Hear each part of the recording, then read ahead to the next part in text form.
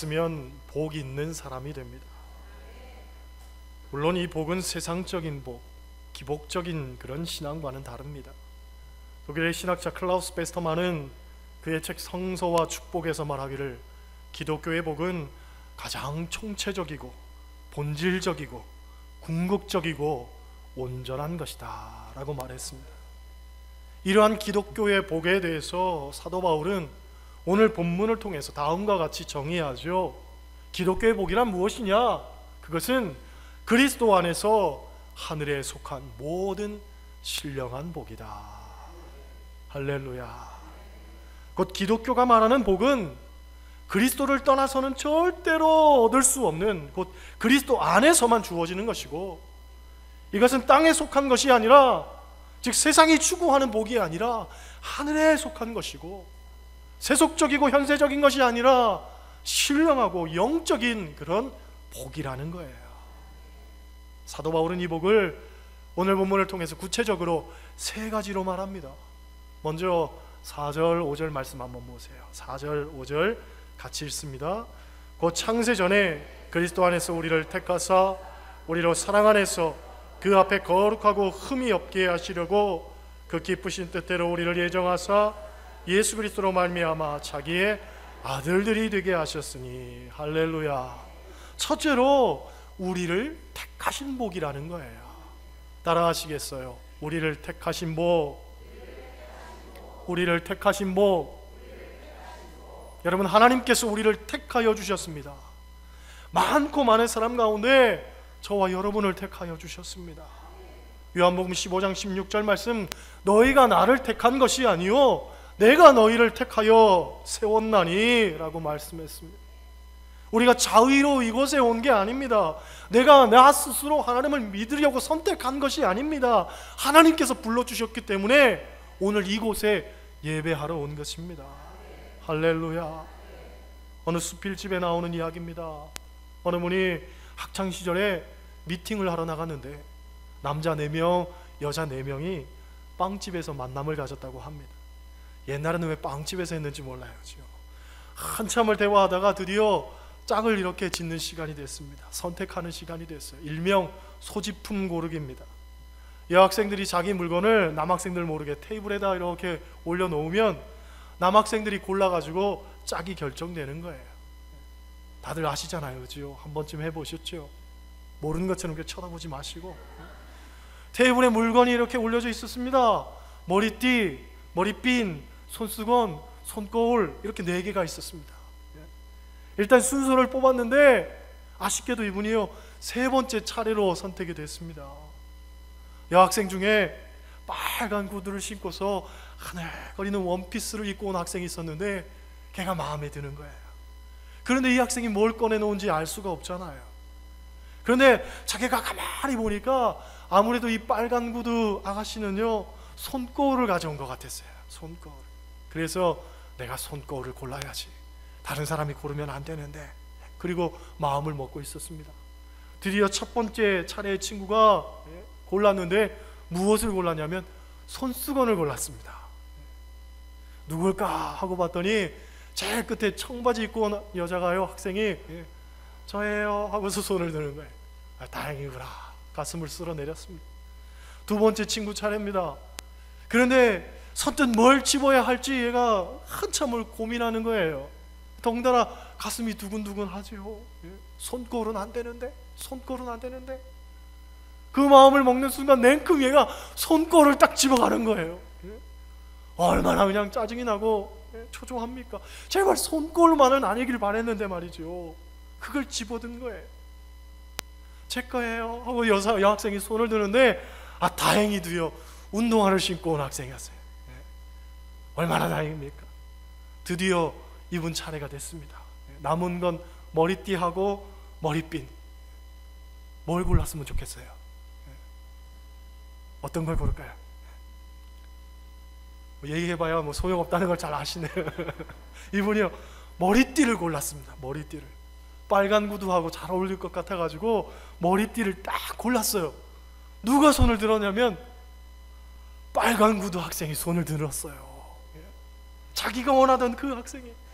그러니까 날아갈 것 같은 거예요. 얼마나 기분이 좋은지 말이죠. 다른 친구들이 날 다 부러워하는 것 같아요. 세상을 다 가진 것 같아요.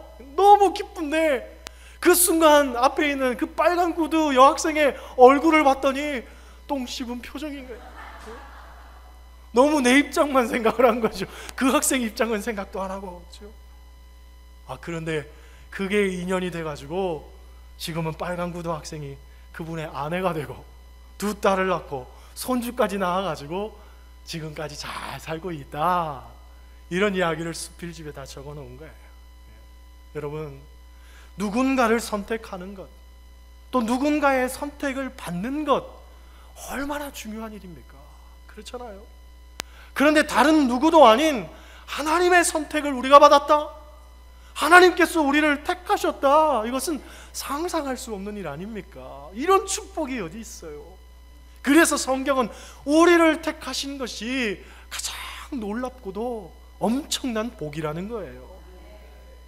이스라엘은 약 2000년 동안 나라를 잃고 디아스포라로 살았던 민족입니다.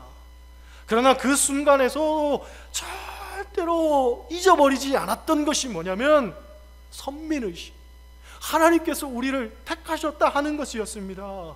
그래서 그들이 2000년 동안 나라를 잃었음에도 불구하고 그 나라를 다시 회복할 수 있었던 거예요.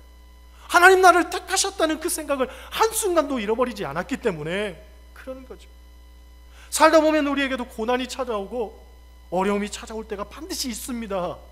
그러나 그 순간에도 절대로 잊어버려서는 안 되는 것, 하나님이 나를 택하셨다, 하나님이 여러분을 선택하셨다는 그 사실입니다. 그것만 믿고 산다면 2000년을 나라를 잃어서도 다시 회복된 이스라엘 백성처럼 여러분의 삶도 반드시 하나님 안에서 회복되어질 줄 믿습니다. 그러니 이게 복이라는 거예요. 하나님이 나를 택하셨다는 것, 이것이 가장 놀라운 복이 되는 거예요. 7절 말씀 보세요. 7절 같이 읽습니다. 우리는 그리스도 안에서 그의 은혜의 풍성함을 따라 그의 피로 말미암아 속량 곧 죄의 사함을 받았느니라. 아멘. 하늘에 속한 신령한 두 번째 복은 죄의 사함의 복입니다. 따라 하시겠어요? 죄의 사함의 복, 죄의 사함의 복. 시편 32편 말씀 보면 허물의 사함을 얻고 그 죄의 가리움을 받은 자는 복이 있다라고 말했습니다. 사람은 누구나 허물이 있죠. 죄가 있습니다. 에베소서를 보면 사람은 원래 허물과 죄로 죽을 수밖에 없는 존재고 본질상 진노의 자녀였다라고 말합니다. 그런데 로마서 6장 23절, 이러한 죄의 결과는 사망입니다. 죄의 삭스 사망이에요. 우린 죽을 수밖에 없고 죽어야 마땅한 존재입니다. 그런데 이러한 우리를 위해서 하나님께서 예수 그리스도를 보내주셔서 십자가의 은혜로 말미암아 우리를 다시 살려주셨죠. 이것이 복음의 핵심적인 내용 아닙니까? 그렇죠?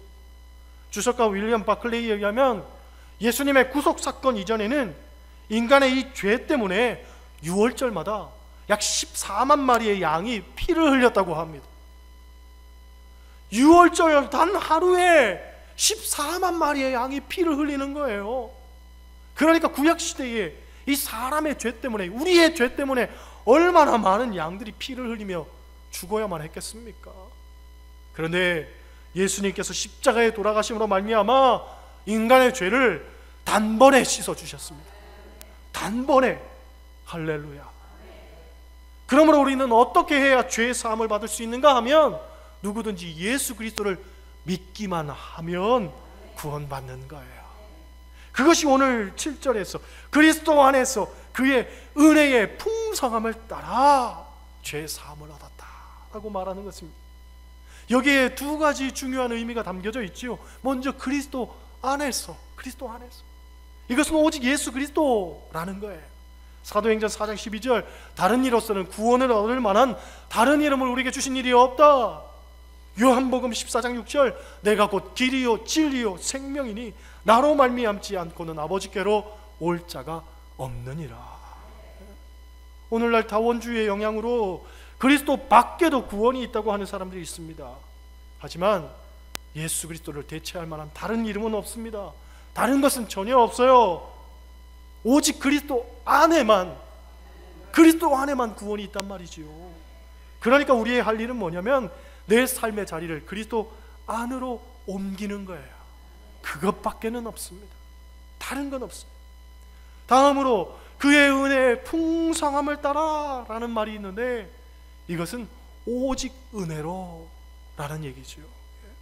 우리의 삶이 그리스도 안으로 일단 옮겨지기만 하면 그 다음부터는 우리의 노력이나 과정이나 이것은 전혀 필요치 않습니다. 오직 은혜의 문제일 뿐이죠. 그렇죠? 영국의 유명한 설교가였던 모건 박사에게 한 번은 한 광부가 찾아왔습니다. 그가 하는 말이, 저도 그리스도인이 되고 싶지만 그냥 믿기만 하면 하나님이 나의 죄를 용서하신다는 그것이 도대체 믿어지지 않는다는 거예요. 왜냐하면 그건 너무 쉽고 그래서 너무 값싸게 보인다는 거죠. 이 말에 모건 박사님이 물었습니다. 선생님, 오늘 광산에서 어떻게 나왔습니까? 그랬더니 늘 나오던 대로 나왔죠. 구덩이 밑에서 광주리 승강기 타고 나왔습니다 하더래요. 그럼 그렇게 광주리 승강기 타고 올라오는데 돈은 얼마나 지불하셨습니까? 했더니, 아니 돈을 왜 냅니까? 회사에서 우리들 사용하라고 만들어 놨는데 하더라는 거죠. 이 모건 박사가 말합니다. 맞습니다. 회사에서 비싼 돈 들여가지고 만들어 놓은 걸 그냥 거저 이용하면 되듯이 마찬가지입니다. 하나님도 예수 그리스도를 통해서 우리에게 큰 값을 치르셨습니다. 우리가 생각할 땐 너무 쉽고 값싸 보이지만 이건 절대로 아닙니다. 예수 그리스도를 통해서 엄청난 값을 치르셨습니다. 다만 우리는 하나님의 구원을 거저 받기만 하면 됩니다. 하나님은 우리에게 값을 요구하지 않으십니다. 값은 이미 지불되었습니다. 우리는 그분을 믿기만 하면 됩니다 하고 말했다고 하죠. 여러분, 죄의 값은 사망입니다. 이 값이 얼마나 크고 무겁습니까?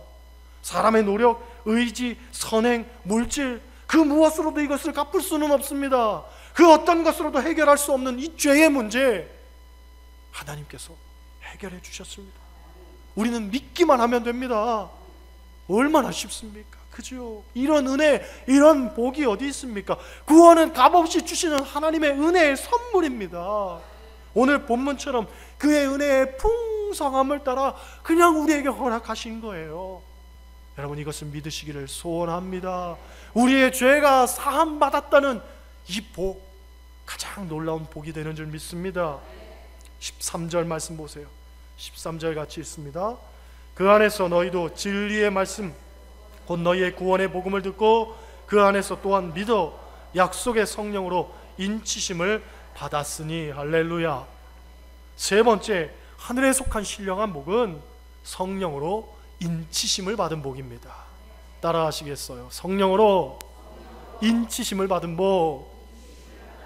인친다는 말은 쉽게 말하면 도장을 찍는다 하는 뜻입니다. 도장을 찍는다. 성경시대에 도장을 찍는다는 것이 상징하는 아주 중요한 의미가 몇 가지 있습니다. 도장을 찍는다는 것, 첫째로 권위를 상징합니다. 따라 하시겠어요? 권위를 상징한다. 우리가 돈을 찾을 때에도 통장이 있고 신분증이 있어도 도장 없으면 안 되잖아요. 그렇죠? 왜냐하면 도장에 권위가 있기 때문에 그렇습니다. 계약서를 써도 중요한 것은 도장을 찍었느냐 안 찍었냐예요. 그렇죠? TV를 보면 이혼할 때 부부들이 뭐라고 이야기합니까? 도장 찍어! 그러잖아요. 도장 찍어. 서류 작성회가 아니라 도장 찍어 그러거든요. 도장이 중요한 거예요. 성령이 인을 치셨다는 것은 우리가 이제 진짜가 되었다는 거예요. 권위가 생겼다는 거예요. 성령의 인이 없으면 안 돼요. 그건 가짜예요. 그리스도인이라고 하면서 성령을 알지 못하고 성령 체험이 없다면 과연 그 사람을 온전한 그리스도인이라고 할 수 있을까 생각을 해봐야 됩니다. 사도행전 19장을 보면 사도 바울이 에베소에서 아볼로의 제자들을 만납니다. 그들에게 말하기를 너희가 믿을 때에 성령을 받았느냐 하고 물었더니 우리가 성령이 계심도 듣지 못하였노라 하고 말합니다. 바울이 묻습니다. 그러면 너희가 무슨 세례를 받았느냐? 그랬더니 요한의 세례, 즉 물 세례만 받았다는 거죠. 여러분, 세례는 두 가지가 있습니다. 물 세례와 성령 세례입니다. 물 세례는 외형적이고 객관적인 그런 구원의 사건이라면 성령 세례는 내적이고 주관적인 어떤 구원의 경험입니다. 웨슬리 목사님은 이것을 칭의와 중생으로 말하지요. 칭의라는 것은 의롭다고 일컬어지는 것이고, 중생은요 실질적으로 거듭나는 것입니다. 그 칭의는 우리 밖에서 그리스도의 십자가의 사건으로 우리에게 다가오는 객관적인 은총인 반면에, 거듭남은 우리 안에서 성령으로서 경험되어지는 그런 주관적인 은총입니다. 이렇게 어렵게 얘기하니까 잘 모르시잖아요, 그렇죠? 이것을 쉽게 이야기하면 뭐냐면, 물 세례는 뭐냐? 우리가 세례를 받았지만 죄를 짓습니까? 안 짓습니까? 죄를 짓습니다. 물 세례를 받았지만 여전히 죄인이고 또다시 죄를 짓고 살면서 여전히 내 마음속에는 세속적인 어떤 근심과 걱정과 욕망들, 이런 것들이 잔존한단 말이죠. 그럼에도 불구하고 물 세례가 의미가 있는 것은 주님께서 그 물 세례를 통해서 너 우리의 죄를 보는 게 아니라 우리를 의롭다 하고 생각해 주신다는 거예요. 그렇게 간주해 주시겠다는 거예요. 그게 물 세례입니다. 나는 여전히 더럽고 나는 여전히 죄인이지만 주님께서 우리를 보실 때에는 죄인으로 보는 게 아니라 의로움으로, 의인으로 보아주시겠다 하는 의미가 물 세례 속에 담겨져 있는 거예요. 그러면 성령 세례는 뭐냐면, 성령 세례는 실질적으로 우리가 더 이상 죄를 짓지 않고 살아갈 수 있도록, 세상적인 근심과 염려에서부터 벗어나 주님이 주시는 기쁨과 행복을 만끽하며 살아갈 수 있도록 능력을 주시는 게 성령 세례란 말이죠. 성령 세례. 할렐루야.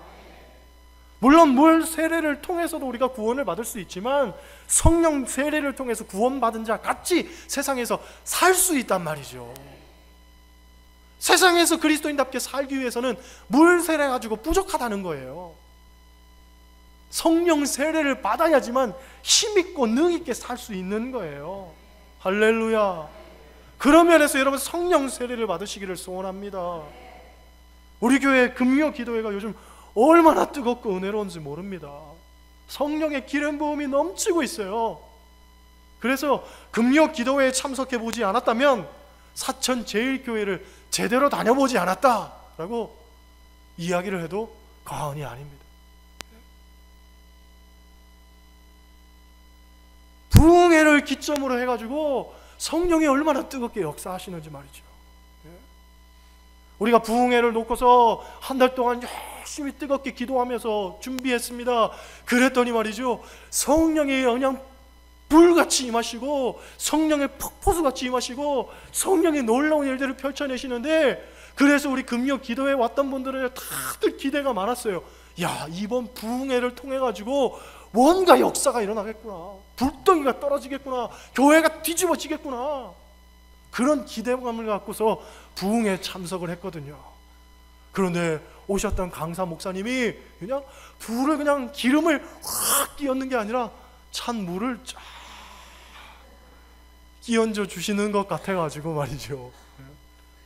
일면 한편으로는요, 조금 더 기도를 많이 시켜주셨으면 얼마나 좋았을까, 이런 생각도 했었는데, 그런데 말씀을 통해 가지고 우리 초신자들에게 아주 중요한 어떤 신앙적 가르침을 많이 주셨어요. 그리고 난 다음 우리는 또 열심히 금요 기도회 기도하는데 성령이 얼마나 뜨겁게 역사하시는지 말이죠. 여러분 금요 기도회 오시기를 바랍니다. 기도하시기를 바랍니다. 그래서 성령 세례를 받으시기를 바랍니다. 성령의 인치심을 경험하시기를 바랍니다. 그래야 세상을 힘있게 살 수 있어요. 그리스도인답게 살 수 있어요. 그렇잖아요. 솔직히 예전에는 그렇게 뜨겁지 않았어요. 예전에 금요 기도에 오셨다가 조금은 그냥 실망하셨던 분, 지금은 전혀 달라요. 전혀 다릅니다. 기대하고 오셔도 좋습니다. 개봉박두. 할렐루야. 할렐루야. 아직까지 우리 교회 금요 기도회를 안 나와보신 분들은 꼭 오셔요. 이번 주는 아주 미어 터지기를 원합니다. 그래서 성령의 기름 부으심을 경험해야 되는 거예요. 두 번째로, 도장은 무슨 의미가 있느냐? 소유물을 의미합니다. 그렇죠?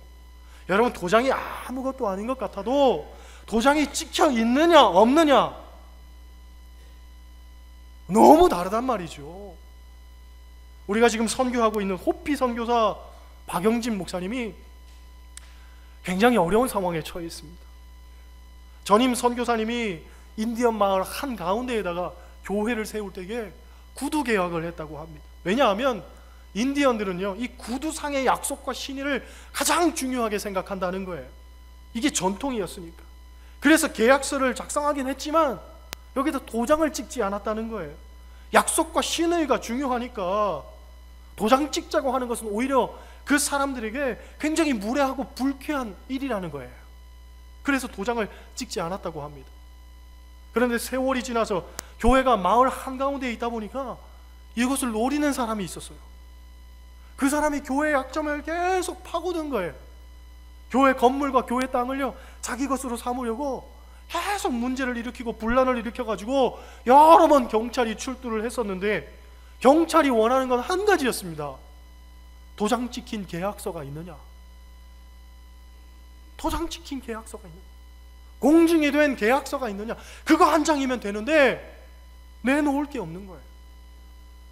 계약서는 있는데 도장이 찍히질 않은 거예요. 결국은 지금 교회가 마을에서 쫓겨났습니다. 어떻게 하든 되찾아보기 위해서 방법을 지금 강구해보고 있는데 정말 쉽지 않을 것 같다고 이야기를 해요. 많은 기도가 필요한 줄 믿습니다. 도장만 찍혀 있었으면 간단히 해결될 수 있는 문제였는데 그게 발목을 잡을 줄이야 누가 생각이나 했겠습니까? 마찬가지입니다. 여러분, 우리에게도 성령의 도장이 찍혀 있어야 됩니다. 그래야 하나님의 소유임을 확증할 수가 있어요. 내가 아무리 하나님의 소유입니다라고 이야기를 해도 성령의 인치심이 없다면 나는 하나님의 소유가 아니라 말이죠. 성령의 인치심, 성령 세례를 받으시기를 소원합니다. 셋째로, 도장은 안전보장을 의미합니다. 성령의 인이 우리에게 찍혔다는 것은 우리의 삶을 하나님이 책임져 주시겠다 하는 것을 말합니다. 사단 마귀의 권세로부터 우리를 보호하시겠다는 그런 의미가 이 성령의 인치심 속에 담겨져 있는 거예요.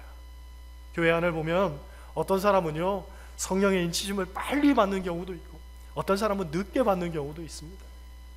곧 어떤 분은 예수 그리스도를 영접하는 그 순간부터 성령 세례를 받는 분도 있고, 어떤 분은 그런 거 전혀 모른 채 오랫동안 그냥 수십 년, 십수년 신앙생활 하는 분도 있습니다.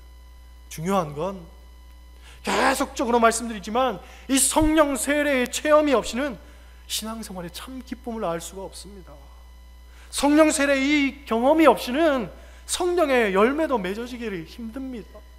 성령 세례의 경험이 없이는 세상을 능력 있게 살 수가 없습니다. 그리고 시시각각으로 찾아오는 이 사단 마귀의 시험으로부터 우리가 이겨내기가, 피하기가 너무 힘들다는 겁니다.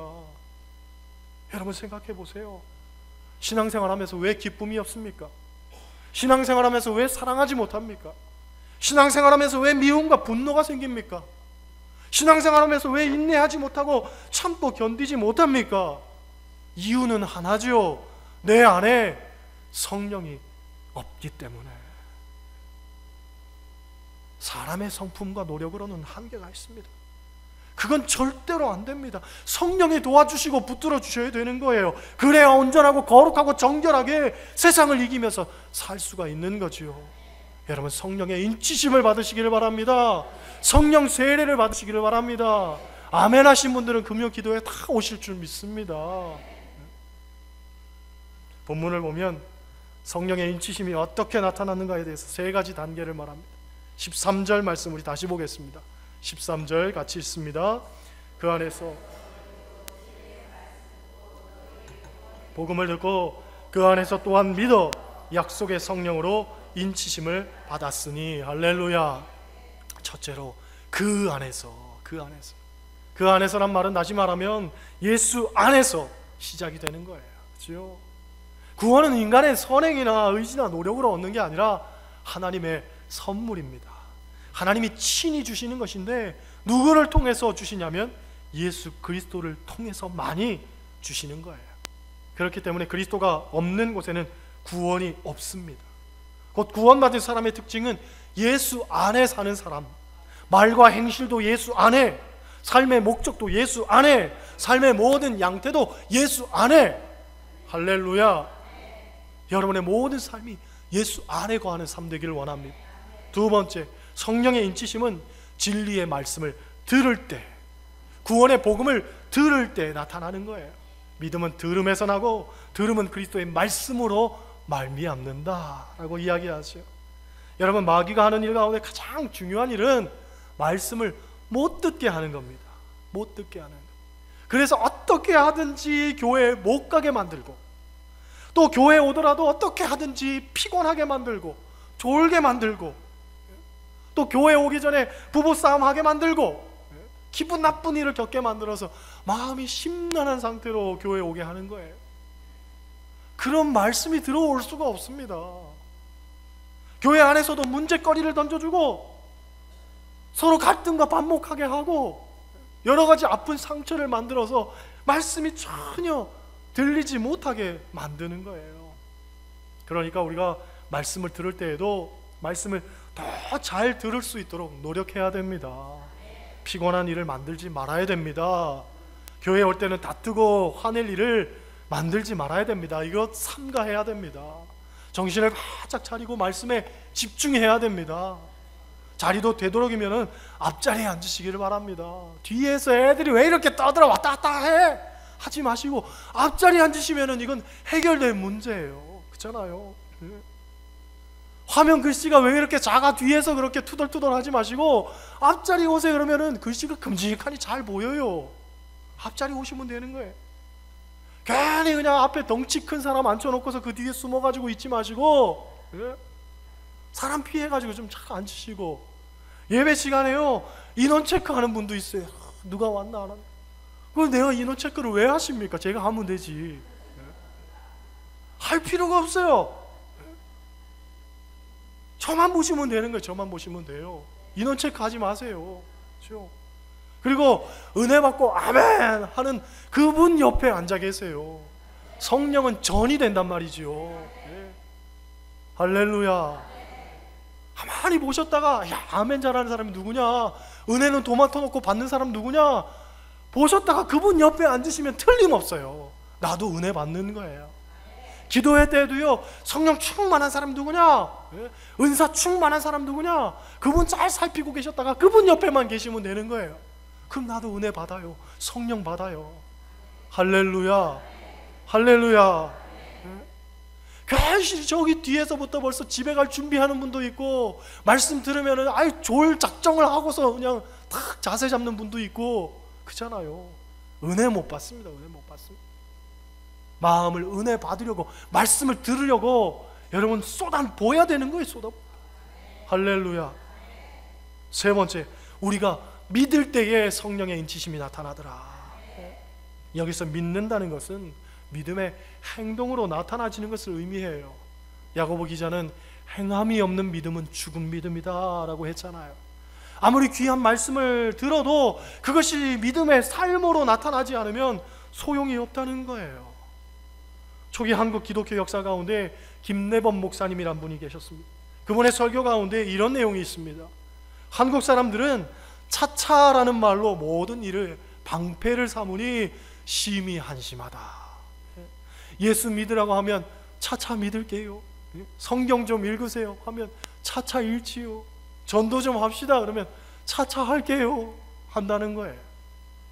그런데 가만히 보면 이런 좋은 일, 믿음의 일, 옳은 일에 대해서는 차차 하면서 정작 나쁜 일, 좋지 못한 일은 차차 하는 사람 아무도 없다는 거예요. 예를 들어서 노름하는 사람이 차차 노름하지요 하는 법 없고, 술 먹는 사람이 차차 술 먹지요 하는 사람 없고, 도둑질하는 사람도 차차 하지요 하는 사람 절대 없다는 거예요. 그런 면에서 사단이 사용하는 이 한국 사람들에게 주는 최대의 술수는 차차 하지요 하는 것이라는 거죠. 그리고 우리가 차차 하다 결국은요, 아 차차 한다는 거예요. 따라 하시겠어요? 차차 하다가 아 차차 한다. 벌써 앞에 계신 분들은 우등생이잖아요. 아 차차 하는데 저기 이제 아 차차. 다시 해보겠습니다. 차차 하다가 아 차차 한다. 네. 말씀을 들었으면 미루지 말고 그 즉시 실천하고 살라는 거예요. 여러분, 감리교의 특징 가운데 하나는 사회적 성화입니다. 들음을 통한 내면의 변화가 개인적 성화라면 믿음의 삶을 통한 세상을 향한 영향력이 사회적 성화란 말이죠. 이 사회적 성화는 하나님의 천국이 내세에만 도래하는 것이 아니라 바로 지금 우리의 삶에서 경험할 수 있는 곳임을 선포하는 그런 일입니다. 여러분 모두 성령의 임치심을 받고 세상에서 영향력을 끼치면서 세상을 변화시키고 내가 살아가는 그 삶의 자리를 천국을 만들어가야 되는 책임, 그게 우리에게 있다는 거예요. 그리고 그것을 제대로 실천하기 위해서는 하나님께로부터 받은 이 복을 분명히 깨달아야 됩니다. 하나님이 우리에게 주신 복은 그리스도 안에서 하늘에 속한 모든 신령한 복입니다. 나를 택하여 주신 복이고 나의 모든 죄를 사해 주신 복이고, 그리고 우리로 말미암아 성령의 인치심을 허락하신 복입니다. 이것을 깨닫는 자 세상을 기쁨으로, 감사함으로, 당당함으로 살 수 있습니다. 그리고 세상 가운데에서 정말로 근심, 걱정 모든 것들을 버리고 하나님이 주시는 행복 만끽하며 살 수 있습니다. 뿐만 아니라 세상에서 만나는 모든 사람들에게 그리스도의 선한 영향력을 끼치면서 하나님 믿는 것이 얼마나 좋은지, 내가 하나님께로부터 얼마나 귀한 복을 받았는지 증거하고 전하며 살 수 있습니다. 그렇게 살아갈 때 여러분의 삶의 자리는 천국으로 바뀔 줄 믿습니다. 그렇게 사는 여러분 되시기를 주님의 이름으로 간절히 축원합니다.